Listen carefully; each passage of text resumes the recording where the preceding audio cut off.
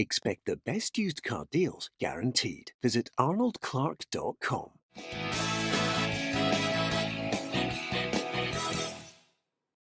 Welcome to Peter and Ruffy's Football Show, sponsored by Arnold Clark. I'm Peter Martin. Thank you very much for your company and following us on the show. I'm ably assisted tonight by Alan Ruff and Barry Ferguson. As ever, it's a Monday and there's lots to talk about.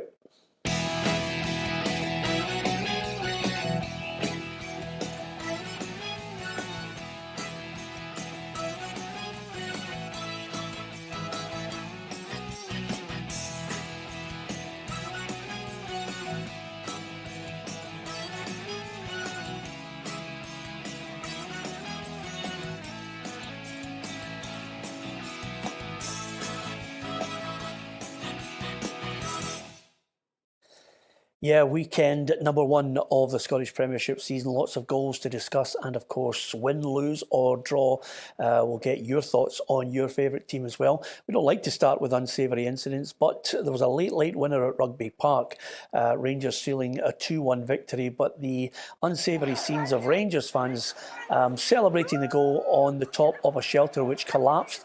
It was actually sheltering disabled fans watching the game, and it was a real worry that it was amazing that nobody had been seriously injured there. And Rangers have indeed released a statement regarding that incident, which again marred what was a great late victory for Rangers. And they said the club had highlighted concerns about the safety of the ground and safety issues about the ticket allocation, and are waiting for the results of Kilmarnock's investigation to determine how we proceed. That's not to condone the behaviour of the fans. They should not have been on the roof in the first place. Once the police investigation is dealt with, the Rangers fans will be dealt with. So we can only deal with the actual issue, which is quite simply fans on the top of the shelter, Ruffy, which it could have had serious implications, and thankfully nobody was injured. Yeah, I mean, we seem to be talking about it season on season, about pitch invasion and things like that. For me, and I don't want to be, an old poo-poo. Yeah, killjoy. Killjoy maybe is a better word, yeah. Yeah. And I've said this on numerous occasions. I think players going into the crowd, we know why they do it. Scoring in the last minute is possibly even more to highlight, why you do it. But I think we now come to the stage where we've saw it with the Hibs invasion, we've saw it with some Rangers invasions, other teams doing it. It is now health and safety. Somebody is going to get seriously hurt, and are we going to wait until it actually happens before we draw a line somewhere? And when I say draw a line, I mean players have to respect what happens when you go over that line. And somebody is going to get seriously hurt. Yep, absolutely. Okay, on to the football. And don't forget, throughout the show, you can hear other classic lines from Ruffy. Poo-poo, which he used first of all on Rainbow in 1978, but he's brought it back here for our football show. To the game itself, Rangers. Rangers with a late show. Is the difference, it's a fine line, Barry, between a 1-1 draw and a poor start. Is the difference Rangers' resolve that they were able to grind out and get that late winner? Yeah, well, I think they'll look back on this as a massive 3 points further into the season. I thought they controlled the first half, Peter. Second half, you've got to give credit to Kilmarnock. I thought they came out and they had a go at Rangers and thoroughly deserved to get the equaliser. But then when you're sitting watching it, that's when you're thinking, right, can this Rangers team respond? Which they couldn't do at times last season. And they certainly did that, because it's easy, 7 minutes to go, start feeling sorry for yourself. But they kept plugging away, and obviously they got the goal in the last minutes of the game. So, were you happy with the way they played? First half, yep. Second half, no so good. But the sign of a decent team is when they don't perform as well as they can, they grind out a result, and that's what Rangers done at the end of the day. Yeah, and fair play to Kelly, Ruffy. The prophets of doom. It didn't seem to be a team that wasn't playing for the manager. No, I think they've obviously looked at the games they've had previous to this Rangers game, and the supporters haven't been pleased. I think the manager got his tactics right this time. I think they defended in numbers. I think early on in the game they had banks of 4, obviously to stop Rangers cutting through them. It worked, they didn't go forward that much, but certainly as the game went on, Rangers sort of ran out of ideas a wee bit, and obviously Rangers had the lead and they were quite happy to see out the game, but obviously with Kilmarnock getting that goal late on, all fair credit to Rangers, they kept charging forward, but I think Kilmarnock were disappointed in the way the second goal was scored. Yeah, and give us your thoughts. If you're a Killie fan, are you filled with despondency after losing that game? What about the Rangers fans? Is this the mark of a title-winning team? Well, it is, according to Scott Arfield. What do you make of it? Give us your view on our YouTube channel, of course, Monday to Friday. You can join us and subscribe, share, follow. Join us and you'll get no shortage of opinion. Of course, one of the things that became abundantly clear earlier on today, Barry, is Rangers now know that if they get past Midland, it's Legia Warsaw or Andromatus waiting in the next stage of the Europa League. It's not going to be easy. Yeah, it's potentially 4 difficult games I've got. So, look, Rangers will need to be on the ball. The teams that you mentioned there, I've got a lot of good players. They're on good form. But, look, it's all about getting into the Europa League. Rangers have got to get there. Financially, I'll give them a boost as well. But it's not going to be easy. That's for sure. So, look, they showed glimpses in Sunday. I thought that, as I says, the first half performance was pretty decent. The second half wasn't what the Rangers fans will expect. But look, they'll need to be on the ball because it will be a difficult few games. And if you were looking at the side, is there still one main man missing in your mind? Yep, they missed that, I wouldn't say luxury player, but that guy in the final third to make things happen. Keep going back to what Ryan Kent brought to the team last season. It looks as if that's not going to happen. I think the manager will know that he needs to go and get that type of player in, like a number 10 or somebody in the wide area who can do that bit of magic. I thought it was crying out in the second half. So hopefully Rangers can get something sorted in that sense. Switching our attention from Rangers to the champions Celtic, they unfurled the flag for their 8th consecutive title. And then, it was St Johnstone lambs to the slaughter because, quite simply, they ran right over the top of them, Ruffy. Yeah, they certainly did. I think if you ask anybody, if you go to Parkhead, you don't want to lose a goal in the first 10 minutes, and that's exactly what happened. And therefore, after that, I mean, I'm sure Tommy Wright had a game plan to sort of make it hard for Celtic, but it didn't work. I don't think his players carried out any of the instructions he gave them. Celtic were given far too much room in dangerous areas, and when you give quality players, you know, that kind of room, there's only one thing going to happen. I don't think you would have seen 7 goals, but you have to say, I would say at least 5 or 6 of them were quality. Yeah, and of course James Forrest reckons that Celtic have set a very high bar with that result. It's a great start. It was Flag Day. It was great for the fans, and most importantly, it was a good win. And the boys, we scored 7 goals, and we could have scored more as well. And we got a clean sheet, so there was so many positives. And the manager was really buzzing and said it was a great performance all round. But I think he said we've kind of set the bar, and we just need to make sure we keep producing the performances like that. Well, when you look at the overall performance, I mean, Ryan Christie just absolutely bossed it. If he wasn't actually scoring the goals, he was back working his socks off to try and prevent any. Yep, he's carried on the form he had last season, obviously, before he got that injury. I thought he was excellent. He was one of Celtic's main players.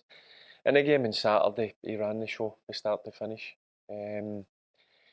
Just the guy's using quality just now, and he's obviously he's a confident young guy. When Celtic first signed him, did I think he would have played there? I'll be honest, no, I didn't. Fair play to the kid. He went away and spent a bit of time on loan at Aberdeen, and that was a kind of make or break for him. He done excellent at Aberdeen, and he's come back to Celtic. And listen, if you're asking me, I think he'll be one of the first names in the team sheet. Quality player, and he's getting better week in, week out now. Yeah. I mean, for club, great bonus for Celtic. I actually think Steve Clarke will be looking and thinking, you know, better being a lucky manager, Ruffy. Ryan Christie could be a real star for Scotland as well. Yeah, I think so. I think year on year he's matured. You know, he's taken the responsibility. I think he's a great foil for Scott Brown. You know, he's doing all the running a bit that Scott probably would have done 3 or 4 years ago, but now he's taking that mantle over and to score the goals that he scored. You know, there's not many midfield players can score the quality goals. Okay, one other little point, and the downside to this, and I don't like to see it, Ruffy, is quite simply, you know, at a time when people were celebrating Celtic winning the title on the opening flag day, some of the banners coming from the Green Brigade, I mean, they can be positive at times, they can be a real bonus to the atmosphere, but I wish they'd leave their political statements to somewhere else, whether they're quoting from a song or whatever. You know, I just looked at it and shook my head. Yeah, and I think a lot of people would have as well. I would say 80% of the crowd would be shaking their heads as well. Sometimes we don't know where they're coming from, what kind of statement they're trying to make. But you're right. The funny banners are great to see and everybody can join in them. But these kind of banners just disruptive. Yeah, okay. And then with regards to the Champions League pathway to the group stages, we all know Celtic have the match on Wednesday against Cluj of Romania over the two legs. If they can get past that, it doesn't get any easier, Barry, because suddenly Slavia Prague, and again, we're looking at clubs that have had experience of getting to group stages. That's probably not the team they wanted. Yeah, well, they've got to get past Cluj first, but they've got Champions League pedigree. So that's going to be a difficult one. And then, as you mentioned, Slavia Prague, who are another team that's got good pedigree. It's going to be difficult, but the Celtic players will be in fine fettle. That would be a massive confidence booster, that result on Saturday. So they'll be getting into these games full of confidence. Yeah, strangely enough, you know, Dan Petrescu, the manager of Cluj, has mentioned the fact that because they broke FIFA fair play rules, they've been restricted in who they can recruit. They've got injury worries. They've only got about a pool of 21 players to call on. And he's looked at Celtic's squad, you know, 41 players to call on for Champions League qualifiers. And you could rhyme off. I was just looking at the amount of players, Ruffy: Sinclair, Tierney, Shved, Arzani, Shimonovic, Julian Connell, Rogic, Bayo, Arzani, Hayes, Morgan, Henderson. Those names that I mentioned were players who didn't feature on Saturday. Yeah, he might be telling the media that, but he certainly won't be telling his players that. He'll be telling his players that they've got a right good chance, particularly at home. They've got a small pedigree in the European football as well. Good win at the weekend. I think it was 4-1 or something like that they won. So at home, they'll be expected to take something out of that game. As far as they're concerned, it just has to be, will it be enough? Yeah, of course, the English Premier League transfer window is going to close very shortly. So if there's going to be business done, certainly some of the long-running transfer sagas may well be resolved. One of them is, of course, Kieran Tierney, which is ongoing. He's still a Celtic player, and James Forrest hopes he's still wearing the hoops when the window closes. Yeah, I think it's dragged on. It's obviously went on for a good few months, and I don't think anyone knows in the squad what's really going to happen. But not obviously. You ask any player here, and we all want him to stay. And he's been such an important player last couple of years, and as I said, he'll be a big player. Like if he stays to come back for us. Yep, Kieran Tierney, we will keep you right up to date and give you a reaction if indeed that move takes place to Arsenal. Lots to come on the programme. We'll still talk Aberdeen and Hearts. Here's a quick rundown of what happened over the 2 days and the first of the Scottish Premiership campaign. Celtic set down a marker for the rest of the league as they hit St Johnstone for 7. Hibs left it late after plenty of spurned chances, but it's 3 points for Heckingbottom's men. Livy and Motherwell played out a stalemate, but it was far from a bore draw. Ross County made light work of Hamilton Accies as they made a winning return to the Premiership. Rangers scored a vital last-minute winner, but ugly scenes marred the end of the tie, and Aberdeen won this thriller at Pittodrie, with Sam Cosgrove already on 8 goals for the season. Yeah, the Dons, again, it was one of those situations where they were able to take advantage of 10 men in the Hearts side.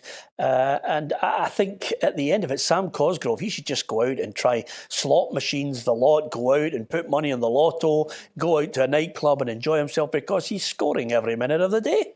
Yep, I know it was the first goal was a mistake for Berra, but listen, he took it calmly. And that's a guy that's full of confidence. Another double at the weekend. He's in fine form, and I wouldn't be surprised if there's a bit of interest in him because he's, as I says, he's in top form just now. He's scoring goals, and he's a handful. Yeah, I mean, he's confident. You can tell when he gets into the penalty box, Ruffy, the way he took his first goal, confidence personified. But his strike rate since December, as we mentioned before the weekend's games, was phenomenal. Yeah, but I think if you ask any striker, if you start scoring goals, your confidence is high, then you'll get chances and a good side. And he's now turning them into goals. And the fans love him, and he's a big lumpy lad. He must be very, very difficult to play against. Aberdeen, if they are going to hold on to the likes of Cosgrove, the one man that it looks as if they're not going to hold on to is Scott McKenna. He's put in a transfer request. Is that a healthy thing to do? Is that just trying to force the issue now and try and get Aberdeen to maybe accept less than they were looking for? Well, he's obviously took advice from his advisors to put that in. I'm sure Derek will be unhappy with it. I'm sure if the right offer come in and Aberdeen were happy with it, I'm sure they wouldn't stand in his way. So I don't see the reason why he needs to put in a transfer request. As I say, Derek will be angry, disappointed in that. But listen, there's been a lot of transfer activity around about him for the past year, and whether he goes, was it £5, £6, £7 million? It's a lot of money, and I'm sure Aberdeen would more than happy take that sort of money. Yeah, Larnaca or Ghent will be waiting for Aberdeen in the Europa League if they can get past Rijeka of Croatia. Yeah, I'm taking a guess it would be Ghent. They've got a bigger pedigree. I think they've really come on in their league as well, improved year on year, got some really good players there, so that'll be a tough one for them. If you'd like to win yourself some great prizes this season on Peter and Ruffy's Football Show, you can. We're going to be talking Hibs after we have a look at the quiz.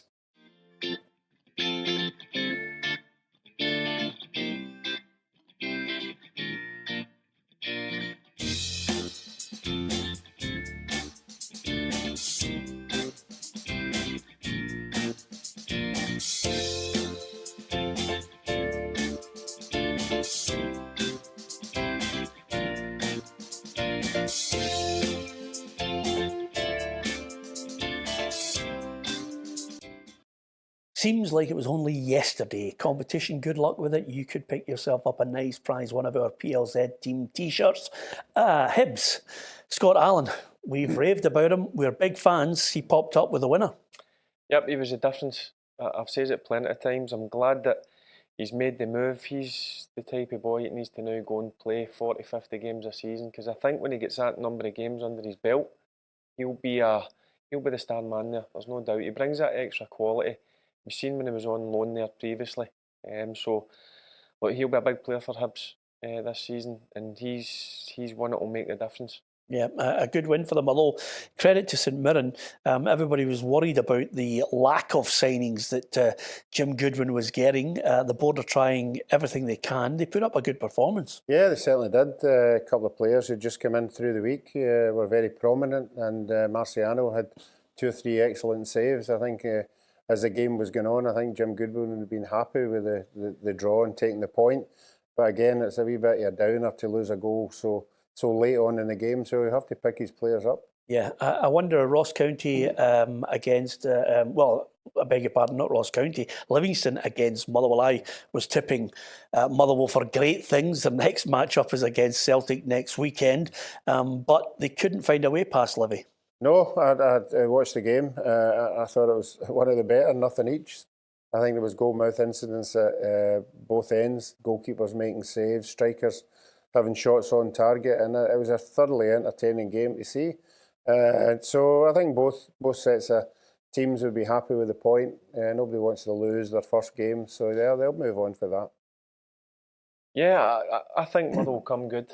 I know they've got a difficult game against Celtic next week, but he's made a lot of good signings, the manager there, and I think in time, I'm like you, I think they can scrape into the top 6. Yeah, I'm not going to be too down on Hamilton for that hammering from Ross County, but Ross County were impressive. Yep, I watched the game. Worrying for my local team, Hamilton. I thought they were really poor in that.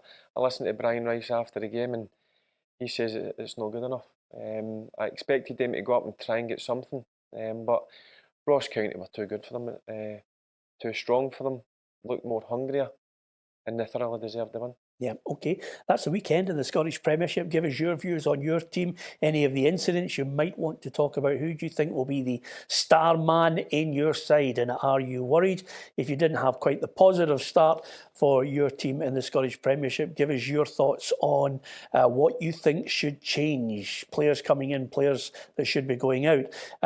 Just over and above that, Ruffy, Harry Maguire signed for Manchester United. It's 80 million, could rise to 85 million. He's certainly one of the most expensive defenders, and it's a 6-year deal at Old Trafford.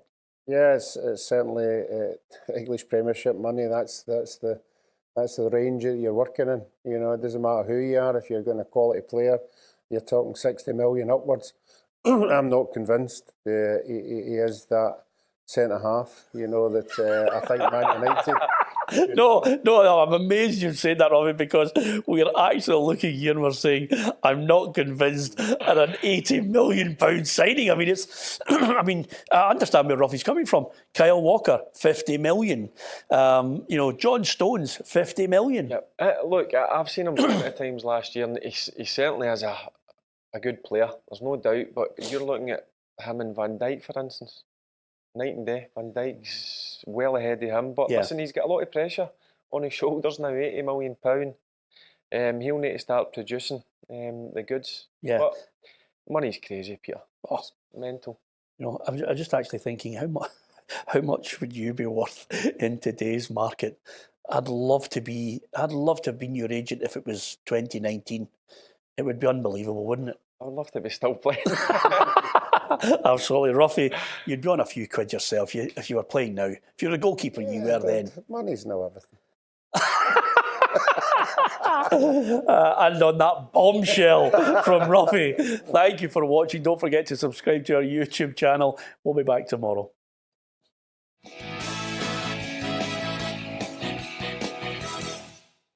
Expect the best used car deals guaranteed. Visit arnoldclark.com.